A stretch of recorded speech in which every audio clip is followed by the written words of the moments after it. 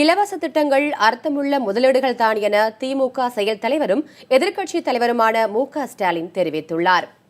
India today ஊடக மாநாட்டில் வளர்ச்சியா இலவசமா எது தேவை என்ற தலைப்பில் உரையாற்றிய ஸ்டாலின், சமூக நலத்திட்டங்கள் வளர்ச்சியின் முக்கிய பங்கு வகிப்பதாக கூறினார். திமுக ஆட்சியில் பல்வேறு சமூக நலத்திட்டங்கள் நிறைவேற்றப்பட்டிருப்பதாக குறிப்பிட்ட ஸ்டாலின், வறுமையிலிருந்து மக்களை காக்க சமூக நலத்திட்டங்கள் உதவுவதாக தெரிவித்தார். மக்களிடையே ஏற்றத்தாழ்வுகளை போக்க இலவச திட்டங்கள் அவசியம் என்றும், இலவசம் பற்றி தவறான எண்ணங்கள் பரப்பப்படுவதாகவும் ஸ்டாலின் தெரிவித்தார்.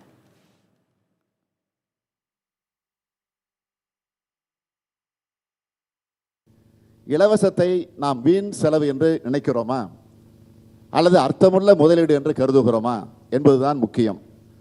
அந்த வகையில் நான் இங்கே சில உதாரணங்களை இந்த அறிவுசார் மக்கள் கூடியிருக்கக்கூடிய அரங்கத்தில் நான் எடுத்து வைக்க விரும்புகிறேன்.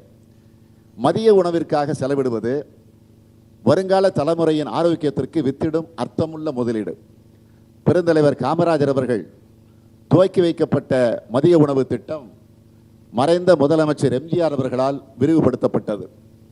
பின்னர் தலைவர் கலைஞர் அவர்கள் இந்த திட்டத்தை உண்மையிலேயே ஊட்டச்சத்து மிக்க திட்டமாக மாற்றினார். ஆரோக்கியமான உடல்நலத்தோடு ஒரு தலைமுறை உருவாக்குவது அர்த்தமுள்ள முதலீடுகள் தானே. அதேபோல் முதியோர் உதவி திட்டம், விதவைகள் மறுவாழ்வு திட்டம் எல்லாமே வறுமையின் பிடியில் சிக்கிவிடாமல் முதியோரை, ஏழை எளியோரை காப்பாற்றும் அர்த்தமுள்ள முதலீடுகள் தானே.